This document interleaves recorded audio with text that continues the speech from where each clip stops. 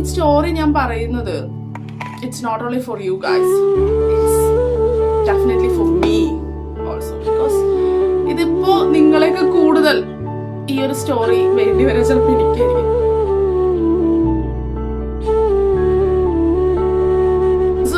കുറെ ഇഷ്യൂസും എല്ലാം കൂടി ഇങ്ങനെ വീർപ്പ് മുട്ടിക്കുന്ന ഒരു സിറ്റുവേഷനിലാണ് ഞാനിപ്പോ.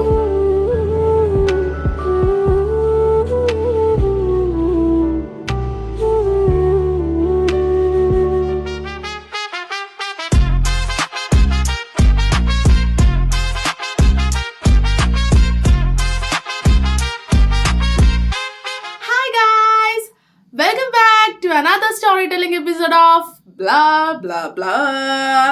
Yes guys, I'm back. So ഇന്ന് നമ്മൾ പുതിയൊരു സ്റ്റോറിയുമായിട്ട് നമ്മുടെ സബ്സ്ക്രൈബേഴ്സിന്റെ മുമ്പിലേക്ക് വന്നിരിക്കുകയാണ്. ആക്ച്വലി ഈ സ്റ്റോറി ഞാൻ പറയുന്നത് it's not only for you guys, it's definitely for me also. Because ഇതിപ്പോ നിങ്ങളെയൊക്കെ കൂടുതൽ ഈ ഒരു സ്റ്റോറി വേണ്ടി വരെ ചിലപ്പോൾ എനിക്കായിരിക്കും. കാരണം ഞാൻ അത്രയ്ക്ക് ഡീമോട്ടിവേറ്റഡ് ആണ്. ലൈഫിലുള്ള കുറേ സ്ട്രഗിൾസും കുറേ ഇഷ്യൂസും എല്ലാം കൂടി ഇങ്ങനെ വീർപ്പ് മുട്ടിക്കുന്ന ഒരു സിറ്റുവേഷനിലാണ് ഞാനിപ്പോൾ. സോ അങ്ങനെ ഇരിക്കുമ്പോഴാണ് എന്ത് ചെയ്യും എന്നിങ്ങനെ ആലോചിച്ചിരുന്നപ്പോൾ നമ്മുടെ ചാറ്റ് ജി പി ടിനോട് കുറച്ച് മോട്ടിവേഷണൽ സ്റ്റോറീസ് ചോദിച്ചത്. അപ്പോൾ നമ്മുടെ ചാറ്റ് ജി പി ടി തന്നു ഒരു കിടുക്കാച്ചി സാധനം. അത് വായിച്ചു കഴിഞ്ഞപ്പോൾ ഒരു പ്രതീക്ഷ, അ ഹോപ്പ്, അതാണല്ലോ നമ്മളെ ലൈഫിൽ മുമ്പോട്ട് നയിക്കുന്നത്. സോ അതെനിക്ക് കിട്ടിയ പോലെ ഫീൽ ചെയ്തു. സോ ആ സെയിം സാധനം നിങ്ങൾക്കും കിട്ടണം എന്ന എൻ്റെ ചെറിയ ആഗ്രഹത്തിൻ്റെ പുറത്താണ് ഞാൻ ഈ വീഡിയോ ചെയ്യുന്നത്. So if you guys are new to our channel, please to subscribe. And if you guys need the notification of my videos properly, you have to enable the bell button. And also if you like this video, it would be very much helpful for me as well. Yeah, thank you.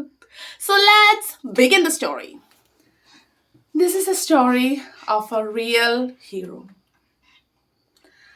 സമൂഹം മൊത്തം ഒരു തരത്തിലും രക്ഷപ്പെടാൻ യാതൊരു സാധ്യതയില്ലെന്ന് മുദ്ര കുത്തിയ ഒരു വ്യക്തി, അദ്ദേഹത്തിൻ്റെ ശുഭാപ്തി വിശ്വാസവും അദ്ദേഹത്തിൻ്റെ പ്രതീക്ഷയും അദ്ദേഹത്തിൻ്റെ ലൈഫിലെ അദ്ദേഹത്തിൻ്റെ ടോട്ടൽ ഹാർഡ് വർക്കും കൊണ്ട് കെട്ടിപ്പൊക്കിയ ഒരു സാമ്രാജ്യം ഇന്ന് ഇന്ത്യയുടെ തന്നെ വൺ ഓഫ് ദി റിച്ചസ്റ്റ് ആയിട്ടുള്ള ഒരു എന്താ പറയുക, ഒരു ലൈക്ക് എന്താ പറയുക അതെനിക്കറിയില്ല, വൺ ഓഫ് ദി റിച്ചസ്റ്റ് ആയിട്ടുള്ള ഒരു ഫാമിലി നോക്കുകയാണെങ്കിലും ആ ഒരു ലെവലിലേക്ക് ഒരു ഫാമിലിയെ അല്ലെങ്കിൽ ഒരു ടോട്ടൽ ഒരു ഗ്രൂപ്പ് ഓഫ് കമ്പനീസിനെ ഉയർത്തിക്കൊണ്ടുവരാൻ പറ്റിയ ആ വ്യക്തിയുടെ ശുഭാപ്തി വിശ്വാസത്തിൻ്റെ സ്റ്റോറിയാണത്.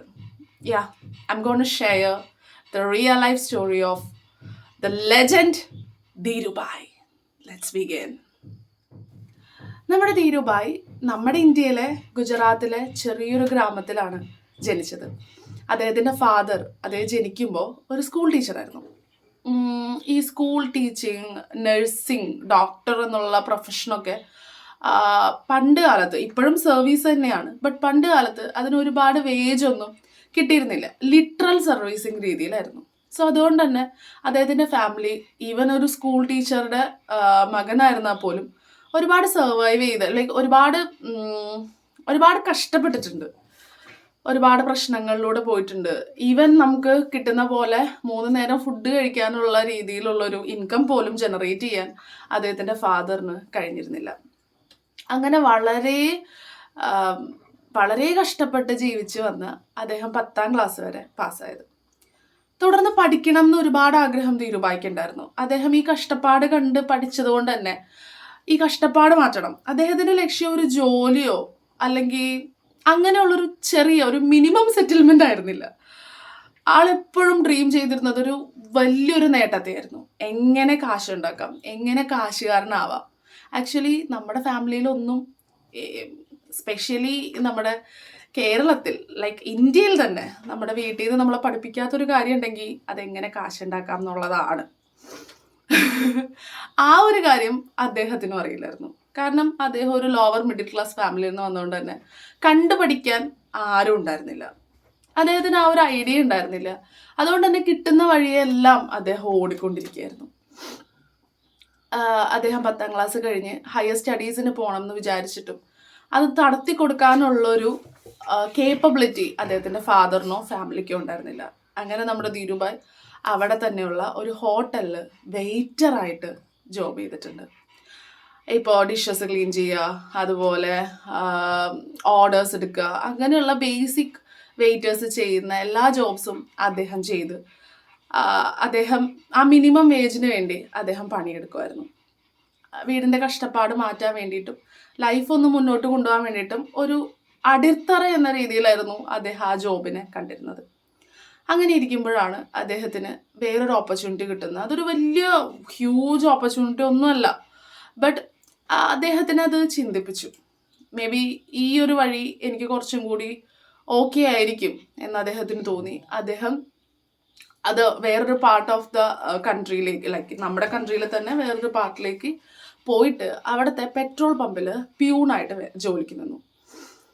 പ്യൂൺ എന്ന് പറയുമ്പോൾ പെട്രോൾ പമ്പിൽ പ്യൂൺ ഉദ്ദേശിക്കുന്നത് അവിടെ ഇപ്പോൾ മാനേജർ ഉണ്ടാവും, ലൈക്ക് ആ ഓണർ ഉണ്ടാവും, അവർക്കൊക്കെ ചായ കൊണ്ടു കൊടുക്കുക, അതുപോലെ അവരുടെ കണക്ക് കാര്യങ്ങളൊക്കെ ചെയ്യുക, പെട്രോൾ അടിക്കുക, അങ്ങനെ എല്ലാം ചെയ്യുന്ന ഒരു ഓൾ ഇൻ ഓൾ ആയിട്ടാണ് അദ്ദേഹം ജോലിക്ക് കയറിയത്. അദ്ദേഹം വളരെ ഹാപ്പി ആയിരുന്നു ആ ഒരു ജോലിയിൽ. കാരണം ഇത്രയും വലിയൊരു എമൗണ്ട് വരുന്ന, ലൈക്ക് പെട്രോൾ പമ്പ് എന്ന് പറയുമ്പോൾ അന്നേ പെട്രോളിൻ്റെ ഇതറിയാലോ, ഇന്നും അന്നും ഒക്കെ എപ്പോഴും ഡിമാൻഡുള്ള ഒരു ഇൻഡസ്ട്രിയൽ പ്രൊഡക്റ്റാണ് പെട്രോൾ. സോ അദ്ദേഹത്തിന് അതൊരു വലിയ ഓപ്പർച്യൂണിറ്റി ആയിട്ടാണ് ഫീൽ ചെയ്തത്. അവിടെ നിന്ന് എങ്ങനെ കാശുണ്ടാക്കാം എന്ന് പഠിക്കണം എന്നുള്ളതിലായിരുന്നു അദ്ദേഹത്തിൻ്റെ മെയിൻ ഫോക്കസ് തന്നെ. ഒരിക്കലും പോസിബിൾ ആവില്ല എന്നെല്ലാവരും റിപ്പീറ്റ് പറയുന്ന, ഈവൻ നമുക്ക് പോലും സെൽഫ് തോന്നാം ഞാൻ ഒരിക്കലും ഈ ലെവലിൽ എത്താൻ യാതൊരു സാധ്യതയില്ല, അങ്ങനെ തോന്നുന്ന ഒരു സിറ്റുവേഷനിൽ പോലും എന്ത് ചെയ്യണം എന്ന് അദ്ദേഹം ചിന്തിച്ച്, എന്താ ഇപ്പം എൻ്റെ ഈ സിറ്റുവേഷനിൽ നിന്നിട്ട് എനിക്ക് ചെയ്യാൻ പറ്റുക, അത് ചെയ്യാൻ അദ്ദേഹം നിന്നിട്ടുണ്ട്. രാവിലെ മൊത്തം വർക്കും കാര്യങ്ങളും ഈ ചായ കൊടുക്കലും അതുപോലുള്ള കാര്യങ്ങളെല്ലാം ചെയ്ത് നൈറ്റ് ടൈമിൽ ആൾക്ക് അവിടുത്തെ ക്യാബിനെല്ലാം ആക്സസബിൾ ആയിരുന്നു. കാരണം ഒരുപാട് സെക്യൂരിറ്റി ഒന്നുള്ളൊരു ടൈമല്ല, ആ പണ്ടത്തെ കാലമാണ്. സോ ആ ആക്സസബിൾ ആയിരുന്ന ക്യാബിനിലെ ഫയൽസ് എടുത്ത് പഠിച്ച് എങ്ങനെയാണ് ട്രേഡിങ് ചെയ്യേണ്ടതെന്നുള്ള ബേസിക്സ് അദ്ദേഹം പഠിച്ചെടുത്തു, വിത്തൗട്ട് ഒരാളുടെ ഗൈഡൻസ് ഇല്ലാതെ. അവിടെ വരുന്ന കണക്കും കാര്യങ്ങളും എല്ലാം ചെക്ക് ചെയ്ത് മിനിമം വേജ് അദ്ദേഹത്തിന് 300 rupees ആയിരുന്നു മന്ത്ലി. അപ്പോൾ ആ ഒരു വേജിലും നിന്നിട്ടും ആ ഒരു കഷ്ടപ്പാടിൽ നിന്നിട്ടും അദ്ദേഹം നെക്സ്റ്റ് സ്റ്റെപ്പ് എന്ത് വെക്കണം എന്നുള്ളൊരു പ്രിപ്പറേഷനിലായിരുന്നു ഉണ്ടായിരുന്നത്. അങ്ങനെ 10 yearsന് ശേഷം അദ്ദേഹം അവിടുത്തെ ജോബ് നിർത്തി തിരിച്ച് നാട്ടിലേക്ക് വരികയാണ്. അദ്ദേഹത്തിൻ്റെ കയ്യിൽ ഒരു 15,000 rupees ആണ് ആ ടൈമിലുള്ളത്, സേവ് ചെയ്ത എമൗണ്ട്. ആ സേവ് ചെയ്ത എമൗണ്ടിൽ നിന്ന് ഫാമിലീനെ, ലൈക്ക് വൈഫും മക്കളെല്ലാം ആയിട്ടാണ് സാറ് തിരിച്ച് ഗുജറാത്തിലേക്ക് വരുന്നത്. അവിടെ വെച്ച് അദ്ദേഹം ഒരു ചെറിയ അപ്പാർട്ട്മെൻറ്റ്, വളരെ ചെറുത്, ഒരു റൂമും ഒരു കിച്ചണും ഒരു ഓഫീസ് റൂമും ഉള്ള ഒരു ചെറിയ റൂമിലേക്ക് റെൻ്റലിന് മാറുകയാണ്. അവിടെയാണ് ഇന്ന് കാണുന്ന ആ മൾട്ടി-മില്യൺ പ്രൊജക്റ്റ് റിലയൻസ് എന്ന് പറഞ്ഞ കമ്പനിയുടെ സ്റ്റാർട്ടിങ് വരുന്നത്. അവിടെ വെച്ച് സാറ് ട്രേഡിങ്ങിൻ്റെ ഒരു യൂണിറ്റ് സ്റ്റാർട്ട് ചെയ്യണം. ഇത് ഈ പറഞ്ഞ പോലെ സുഗന്ധവ്യഞ്ജനങ്ങൾ, ഈ പറഞ്ഞ പോലെ നമ്മുടെ കോട്ടൺ, അങ്ങനത്തെ ഐറ്റംസൊക്കെ ട്രേഡ് ചെയ്യുന്നതിൽ ഫോക്കസ് ചെയ്യുന്ന ഒരു കമ്പനിയായിരുന്നു റിലയൻസ് ഇനീഷ്യൽ സ്റ്റേജിൽ. അങ്ങനെ അദ്ദേഹം കമ്പനി ലൈക്ക് റൺ ചെയ്തുകൊണ്ടിരിക്കുകയാണ്. ഒരുപാട് സ്ട്രഗിൾസും ഇഷ്യൂസും വന്നിട്ടുണ്ട്. കാരണം പ്രൊഡക്ഷൻ്റെ കേസിലാണെങ്കിലും എപ്പോഴും നമ്മളൊരു ബിസിനസ് ചെയ്യുമ്പോൾ നമുക്കതിലൊരു ബാക്കപ്പ് എമൗണ്ട് എപ്പോഴും നമ്മുടെ കയ്യിൽ വേണം. ലൈക്ക് എന്തെങ്കിലും ഒരു ഇഷ്യൂസ് വരാൻ ചാൻസ് ഉണ്ട്, അതിലിടാൻ റോൾ ചെയ്യാൻ. അങ്ങനെയുള്ളൊരു മണി സപ്പോർട്ട് ഇല്ലാത്തൊരു ഫാമിലിയിൽ നിന്ന് വരുന്ന ഒരു വ്യക്തിക്ക് ബിസിനസ് എന്ന് പറയുന്നത് ഒരു ഡ്രീം മാത്രമാണ്. ബട്ട് എന്നിട്ടും അദ്ദേഹത്തിൻ്റെ ഡ്രീമിന് വേണ്ടി റിസ്ക് എടുക്കാൻ തയ്യാറായിരുന്നു. കയ്യിലുള്ള കാശ് എത്ര എമൗണ്ട് ആണോ ആ എമൗണ്ടിൽ അദ്ദേഹത്തിൻ്റെ ഫസ്റ്റ് സ്റ്റെപ്പ് എടുത്തു വെച്ചു. ആ ടൈമിൽ അദ്ദേഹം ലോണിന് വേണ്ടി ഒരുപാട് ബാങ്കുകളെ അപ്രോച്ച് ചെയ്തു. പക്ഷെ ഇങ്ങനെയുള്ള ഒരു ബാക്ക്ഗ്രൗണ്ടിൽ നിന്ന് വരുന്ന ഒരാൾക്ക് വിശ്വസിച്ചൊരു ലോൺ കൊടുക്കാൻ പോലും ഒരു ബാങ്കും റെഡി ആയിരുന്നില്ല. ബാങ്കുകാരെയും കുറ്റം പറയാൻ പറ്റില്ല, ഓഫ് കോഴ്സ് അവർക്ക് അവരുടെ സേഫ്റ്റിയും നോക്കേണ്ടതാണ്. അങ്ങനെ അദ്ദേഹം ഫസ്റ്റ് ടൈം നമ്മുടെ ഇന്ത്യയിൽ തന്നെ, ലോകത്തിൽ തന്നെ എന്ന് വേണമെങ്കിൽ പറയാം, സാധാരണക്കാരുടെ വീടുകളിൽ കയറി ചെന്ന് 50 രൂപ വീതം ഉള്ള ഓരോ ഷെയർസ് അവർക്ക് വിറ്റ് അവരുടെ മക്കൾക്ക് ഫ്യൂച്ചറിൽ ഇവിടെ ജോബ് കൊടുക്കാം എന്നൊരു എഗ്രിമെൻറ്റോടുകൂടി 50 രൂപയുടെ ഷെയർസായി റിലയൻസിൻ്റെ ടോട്ടൽ പ്രോഫിറ്റിനെ അദ്ദേഹം കൺവേർട്ട് ചെയ്തു. അങ്ങനെ ഫസ്റ്റ് നമ്മുടെ ലോക്കൽസിന് ആക്സസിബിൾ ആയിട്ടുള്ള ഒരു ഷെയർ മാർക്കറ്റിംഗ് ഇൻട്രൊഡ്യൂസ് ചെയ്തത് പോലും റിലയൻസിൻ്റെ ധീരുഭായായിരുന്നു. അങ്ങനെ ഒരു തരത്തിലും അദ്ദേഹം വിട്ടുകൊടുക്കാൻ തയ്യാറായിരുന്നില്ല. റിലയൻസിനെ ഗ്രോത്തിലേക്ക് കൊണ്ടുവന്നു. സ്ട്രഗിൾ പീരീഡ്സ് ഉണ്ടായി, കമ്പനി താഴേക്ക് പോകുമെന്ന സിറ്റുവേഷൻ ഉണ്ടായിരുന്നിട്ട് പോലും അദ്ദേഹത്തിൻ്റെ ആ ഒരു നിശ്ചയദാർഢ്യം എന്നൊക്കെ പറയാം, എൻ്റെ അർത്ഥം എന്താണെന്ന് അറിയില്ല, നിശ്ചയദാർഢ്യം, അദ്ദേഹത്തിൻ്റെ ആ ഒരു പ്രതീക്ഷ. ലൈഫ് ഒന്നേ ഉള്ളൂ, ചെറിയൊരു നീർക്കുമുള പോലത്തെ ജീവിതമാണ്, എന്തും എപ്പോൾ വേണമെങ്കിലും സംഭവിക്കാം, ഒന്നും നമ്മുടെ കയ്യിലല്ല. സോ റിസ്ക് എടുക്കുന്നതിൽ എന്താണ് തെറ്റ്? നമ്മുടെ എന്താ പറയുക, മറ്റേ ഏതായിരുന്നു പടം, ഏതോ പടത്തിൽ നമ്മുടെ ജയസൂര്യ പറയുന്ന പോലെ, ഒന്നെങ്കിൽ ഒരു കോടീശ്വരൻ്റെ ഭാര്യയായിട്ട് ജീവിക്കുക, അല്ലെങ്കിൽ ഒരു പിച്ചക്കാരൻ്റെ ഒരു പ്രാന്തൻ്റെ ഭാര്യയായിട്ട് ജീവിക്കുക എന്ന് പറഞ്ഞ പോലെ ടോട്ടൽ കയ്യിലുള്ളതെല്ലാം റിസ്ക് ചെയ്ത് ഒരു വലിയ സാമ്രാജ്യം തന്നെ അദ്ദേഹം സൃഷ്ടിച്ചു. ഇപ്പൊ കാണുന്ന റിലയൻസിന്റെ ഈ ഒരു ഗ്രോത്തിന്റെ തുടക്കം ഇങ്ങനൊരു ബേസിൽ നിന്നാണെന്നുള്ളത് ഒരുപാട് മോട്ടിവേഷൻ തരുന്നൊരു കാര്യമാണ്.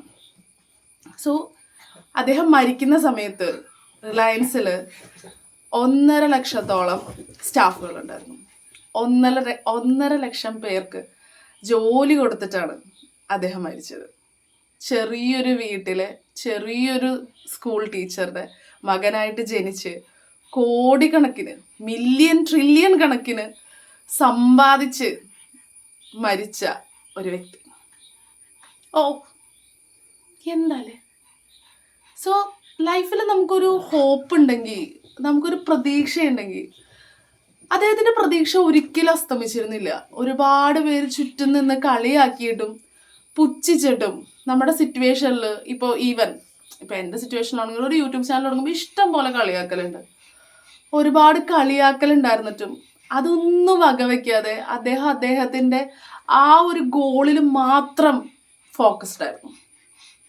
സോ എൻ്റെ ഈ തംബ്നെയിൽ കണ്ട് കയറുന്ന മെജോറിറ്റി ഓഫ് ആൾക്കാരും ലൈഫിൽ ഒരു പുഷിന് വേണ്ടി കയറുന്നതാണ്. കാരണം ഞാൻ അങ്ങനത്തെ ഒരു തംബ്നെയിലായിട്ടിട്ടുള്ളത്. നിങ്ങൾ ഇത്രയും കാണുന്നുണ്ടെങ്കിൽ ഞാൻ പറയാ, ഇതുകൊണ്ടൊന്നും അവസാനിക്കുന്നില്ല. ലൈഫിൽ നമുക്ക് പ്രശ്നങ്ങൾ വരും. ഇതിലും വലിയ പ്രശ്നങ്ങൾ സർവൈവ് ചെയ്ത് വലിയ സാമ്രാജ്യങ്ങൾ ഉണ്ടാക്കിയ ആൾക്കാർ നമ്മുടെ ചുറ്റുമുണ്ട്. സോ നിങ്ങൾ അതെല്ലാം മാറ്റി വയ്ക്കുക, പ്രശ്നങ്ങളെ പറ്റിയുള്ള തോട്ട്സ് മാറ്റി വയ്ക്കുക.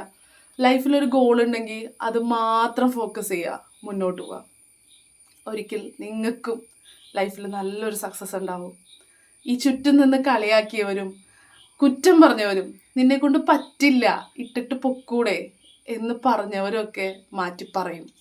അവരെല്ലാവരും നമ്മളുടെ ഒരു സഹായത്തിന് വേണ്ടി, അല്ലെങ്കിൽ നമ്മുടെ ഒരു ഒരു കൺസിഡറേഷന് വേണ്ടി, നമ്മളുടെ ഒരു അപ്രിസിയേഷന് വേണ്ടി വെയിറ്റ് ചെയ്ത് നിൽക്കും. അങ്ങനെ ഒരു ടൈം നമുക്കും വരും. സോ എനിക്ക് ഫീൽ ചെയ്തത് അതാണ്. എൻ്റെ ഇപ്പോഴത്തെ സിറ്റുവേഷനിൽ ഈ ഒരു സ്റ്റോറി എന്നെ ഒരുപാട് മോട്ടിവേറ്റ് ചെയ്തു.